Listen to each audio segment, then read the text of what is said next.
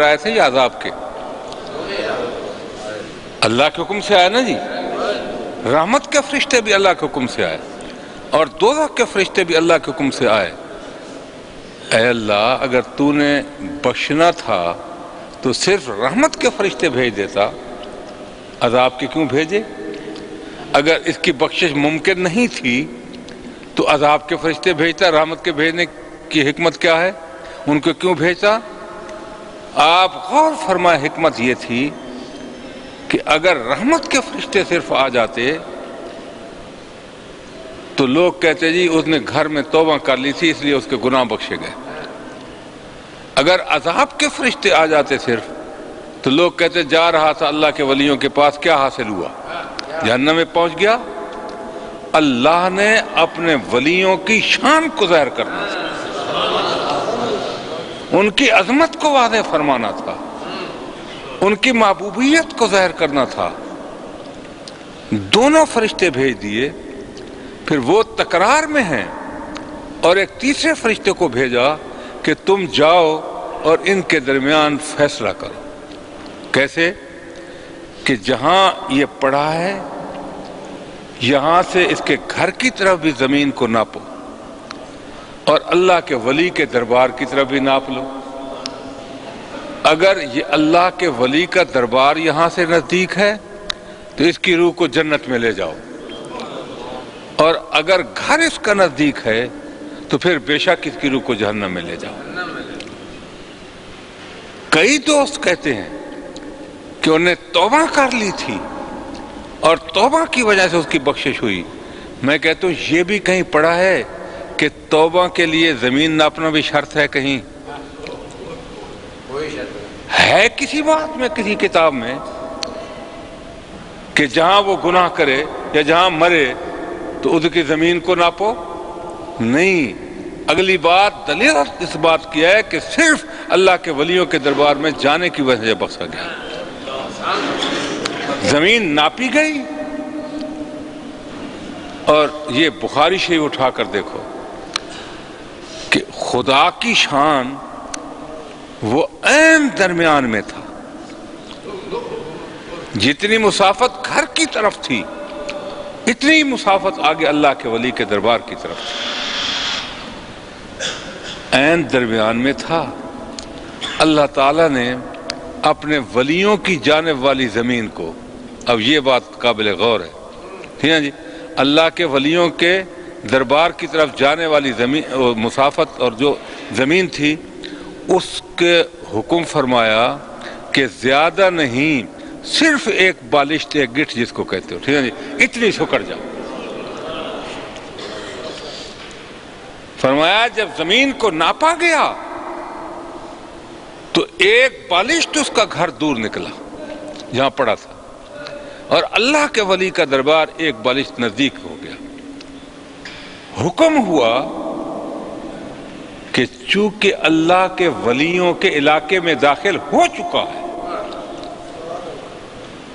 اللہ کے ولی کے علاقے میں داخل ہو چکا ہے، اس کی نیت دربار پر آنے کی تھی، اللہ والوں سے دعا کروانے کی تھی، ان کی زیارت کے لیے آ رہا تھا. اللہ تعالی نے فرمایا میں نے اس کے سارے گناہ معاف کر دیے. اب یہ ثابت ہو گیا کہ اللہ کے ولیوں کے دربار پر جانے سے، ان کی زیارت کے لیے جانے سے گناہ معاف ہوتے ہیں، بخشش ہوتی ہے. مولانا جامی رحمت اللہ تعالی حدیث سے ثابت ہو گیا کہ ایسا حق ہے. گو ملے نہیں تھے خواجہ عبید اللہ حرار سے، آگے گئے نہیں تھے، ان کے استبل تک تو پہنچے تھے نا، جہاں ان کے گھوڑے بندھے ہوئے تھے وہاں تک گئے. تو قیامت میں خواجہ عبید اللہ حرار نے جب یہ فرمایا، خواب میں دیکھا کہ سونا مانگتے ہیں سونا دو، گھوڑے مانگتے ہیں گھوڑے دو، مال و متاع مانگتے ہیں تمہارا قرضدار تو اس کو دے دو، اور جاؤ جنت میں چلے جاؤ. کہ یہ کوئی کیا کہے گا کہ خواجہ عبید اللہ حرار کے استبل تک تو پہنچا تھا اور پھر دوزخ میں چلا گیا.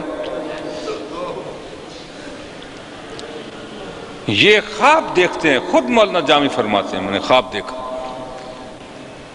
جب میری آنکھ کھلی اب میں واپس جانے کا ارادہ چھوڑ دیا اور پھر میں خواجہ عبید اللہ احرار کے دربار کی طرف چل پڑا۔ چلتے ہوئے وہاں جب پہنچا، اب میں نے جہاں جناب ان کے گھوڑوں کو نہیں دیکھا، کر و فر کی طرف نہیں دیکھا، ماڑیوں اور محلوں کی طرف نہیں دیکھا، میں سیدھا آپ کی خدمت میں چلا گیا۔ دربار میں آپ تشریف فرما تھے، مجلس لگی ہوئی تھی، لوگ بیٹھے ہوئے تھے، آپ ارشادات فرما رہے تھے، تربیت ہو رہی تھی، اور میں جا کر پیچھے بیٹھ کے سب کے۔ مولانا عبد الرحمن فرماتے ہیں کہ میں اس مجمع میں جو دربار میں حاضر تھے لوگ، ان کے پیچھے جا کر بیٹھ گیا۔ جو ہی مجھ پر آپ کی نگاہ پڑی تو مجھے دیکھا، اور پہلے حالانکہ کبھی ملاقات نہیں ہوئی تھی، زیارت بھی نہیں ہوئی تھی، آپ نے نام لے کر فرما دیا کہ مولانا عبد الرحمن تم عالم ہو، عالم دین ہو، اللہ کی رضا کے لیے تم نے علم پڑھا، تم پیچھے نہ بیٹھو، اور میرے ساتھ آ کر بیٹھو۔ بلا لیا، آپ آگے آ گئے۔ جب آپ قریب آئے تو مولانا عبد الرحمن فرماتے ہیں آپ نے مجھ سے فرمایا کہ جب پہلے آئے تھے تو تمہارے دل میں کیا خیال آیا تھا گھوڑے دیکھ کر؟ تم نے کیا کہا تھا؟ تو وہ فرماتے ہیں میں نے حضور کچھ نہیں کہا، زبان تک تو کوئی بات، دل کی بات تھی، میں نے کہا کچھ نہیں۔ آپ فرماتے ہیں دل میں تو تمہارے خیال آیا تھا نا، وہ کیا تھا؟ عرض کرتے ہیں میں نے عرض کی حضور میرے دل میں یہ خیال آیا تھا کہ نہ مرداں کس کے دنیا دوست دارد، وہ اللہ کا ولی نہیں ہو سکتا جو دنیا سے محبت کرتا ہو۔ یہ میرے دل میں آیا تھا اور میں واپس چلا گیا، آپ کی زیارت نہیں کی تھی، آگے نہیں بڑھا، میں واپس ہو گیا تھا۔ یہ دل کی بات ہے، میرے دل میں یہ بات آئی تھی، نہ مرداں کس کے دنیا دوست دارد۔ آپ نے فرمایا مولانا عبد الرحمن کیوں پریشان ہوتے ہو؟ تم نے غلط تو نہیں کہا، صحیح کہا۔ اس کا دوسرا مصرع کیا ہے کہ حضور وہ میرے دل میں نہیں آیا کوئی خیال، بس اتنا ہی آیا تھا کہ نہ مرداں کس کے دنیا دوست دارد۔